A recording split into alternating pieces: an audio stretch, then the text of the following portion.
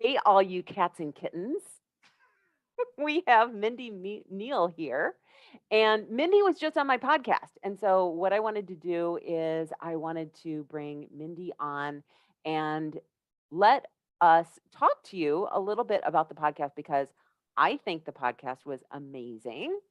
And I just wanted to do a little bit of preview. And if you want to learn more, you can go to the podcast and learn more about what it is that we're talking about. So, first, Mindy, welcome to Thank you. Facebook Live, Instagram Thank Live. you. I'm so glad to be here. So, tell us, first of all, introduce yourself. Hey, I'm Mindy. I am a blended family expert. I am master coach certified. I help women create the kind of blended family experience that they want to get all of the blended family drama, all of the frustrations, all the things that are keeping them from what they want out of the way so that they can actually really enjoy their families.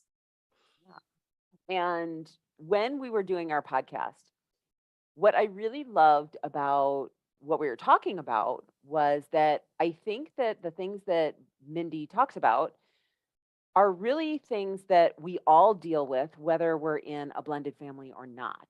And so, one of the things that we really kind of talked about was how we have so many expectations for others. And when we're in a blended family, then it's just amplified because there are so many more personalities, right? Definitely. Yeah.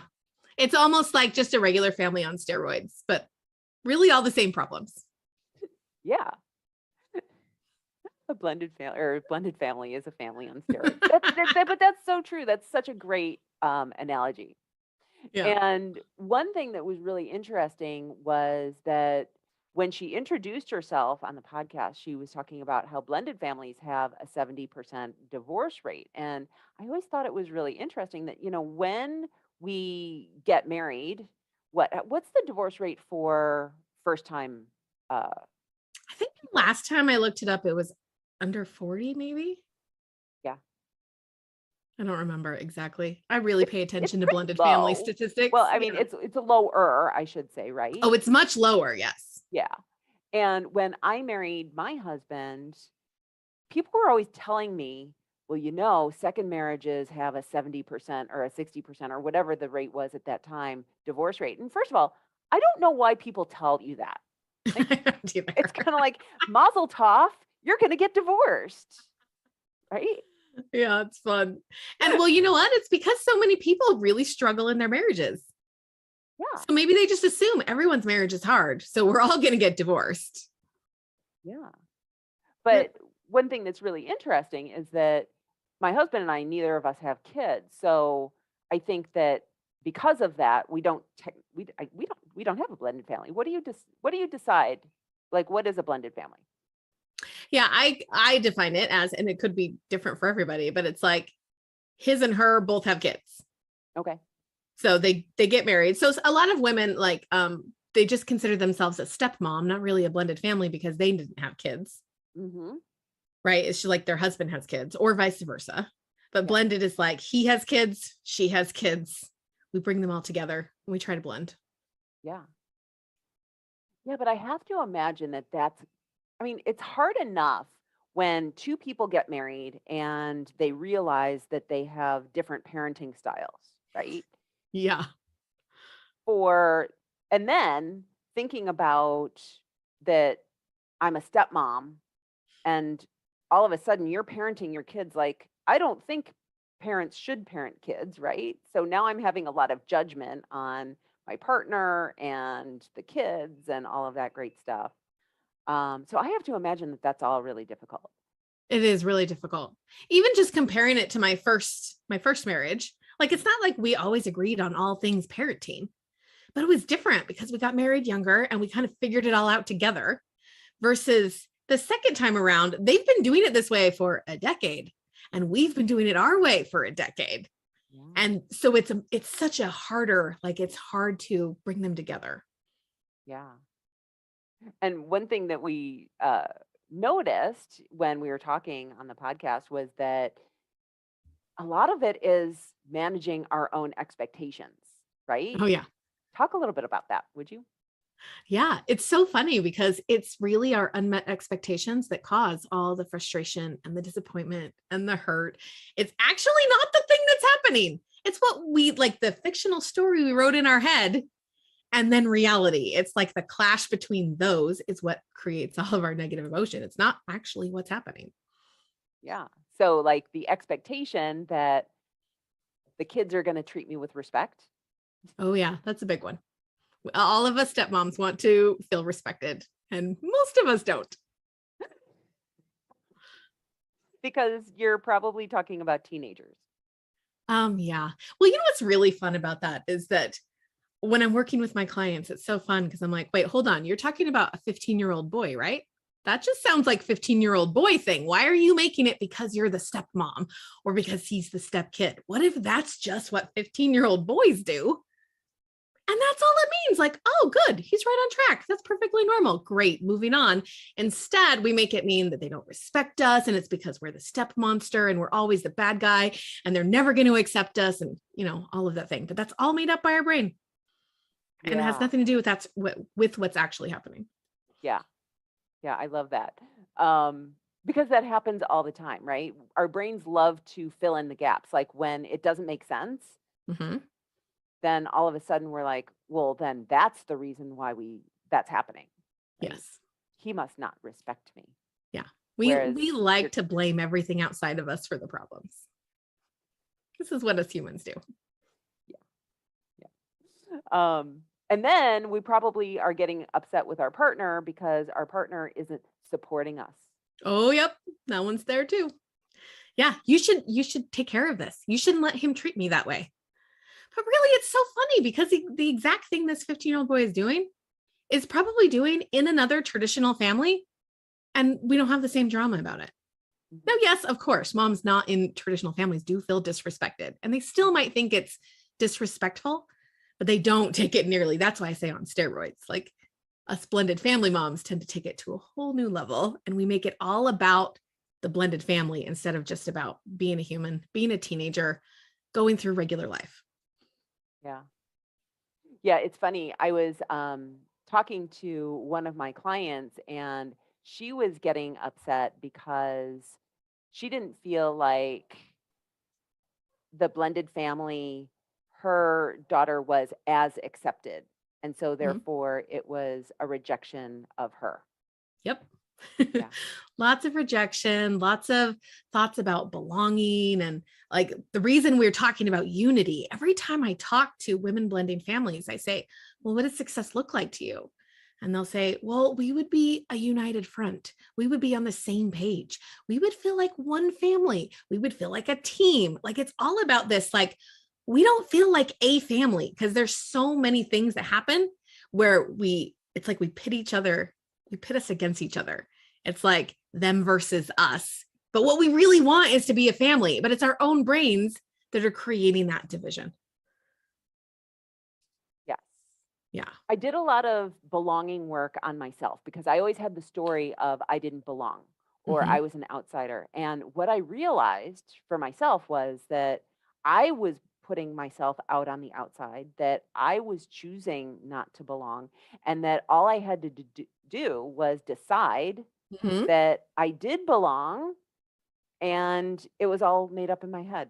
It Yep. was the weirdest mind shift that I ever made. And when I did that, all of a sudden I felt so much more comfortable in the surroundings that I wasn't feeling that I was creating division. The division Mm-hmm. that I was creating was all in my head. Yeah. And notice even just with that traditional mom, with the blended mom, the same 15-year-old boy doing the things, right? That mom in the first family, she does feel like she belongs in that family. She feel like she belongs in the relationship with that boy. And so that is the difference. And a blended family mom, if she thinks she doesn't belong here, or that the step kid doesn't belong here, or, like anytime we divide ourselves in our own brain, that's when we make it so much harder. Yeah. Because Or we're they don't actually the want me ones. here. Yeah. Yes. Or they're never going to accept me. Like it's all there. But if that same blended family mom just chose to believe, no, of course they do. We're a family. They're my son. This is just them being 15 years old. Of course they're acting like this. Look what they've been through. I mean, there's so many options available. But when we are choosing the others that are not unified, that are separate, that are not belonging, we create such a difficult experience to have what we actually want. Love that. I Yeah. love that. So Mindy and I are co-hosting a webinar, and the webinar is happening on Tuesday, March 22nd at 11 a.m. Mountain time. Okay. Yep. So let's do some math there. It'll be 12 o'clock Central and Uh-huh. 1 p.m.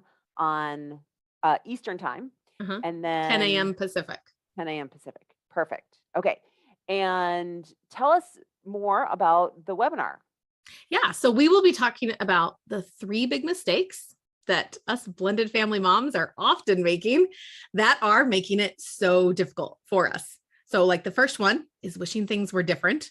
And we'll go into a lot of detail about each of these, like why this is a mistake, how it shows up in your family, how it's keeping you from getting what you want, and what to do differently so that you can stop creating that struggle for yourself. And then the second, Hang on. go ahead. I just want to say that regardless of whether you're in a blended family or not, that being able to accept things as they are is a huge skill, right? Like And how that's much true of our of- suffering is because we're like, well, it should be different. Mhm. Right. And I'll talk about in the webinar how that's like banging your head into a wall over and over. And you're expecting like to knock down the wall with your head, but really you're just bleeding. And that's what we do, is we cause ourselves so much pain.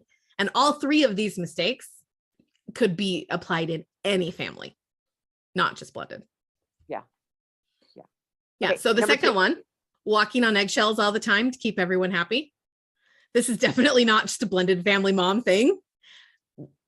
Lots of moms think it's their job to make sure everybody's happy, and they walk on eggshells. And I guarantee a lot of you think that works. And I'm going to show you why it's not working.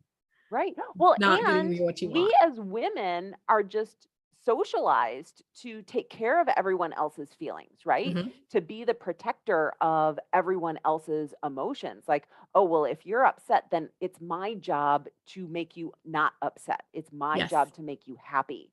And this bleeds over into your health, because if you're constantly worried about how other people are perceiving you or what they're doing, then what you're going to do is you're going to sacrifice your own health and happiness so that you can manage their health and happiness. Mhm. And here's a spoiler: you can't change their happiness. I know. And that's why it's like, it's a total mistake, because we can't actually do it. Yeah. We end We up think we driving can. ourselves crazy, and we end up making more problems than there were to start with. And really, we just keep ourselves from happiness. Yeah. Terrible. But a lot of us think it's working. Right. Even though we don't think the whole like situation is working. We think that one thing for sure, we have to keep that. We definitely have to make sure everyone's happy. Yeah. So we'll talk about number that. 3. Number 3 is thinking you can't have what you really want because of other people's choices. Whenever we get into that place, it's like we don't do the things that actually create what we want. So I like to think of this as like, before I found all the life coaching tools that I use to help my clients, I was really, really good at making lemonade, right? I'd like take the lemons and I'd make the lemonade, and it really did serve me for a lot of my life.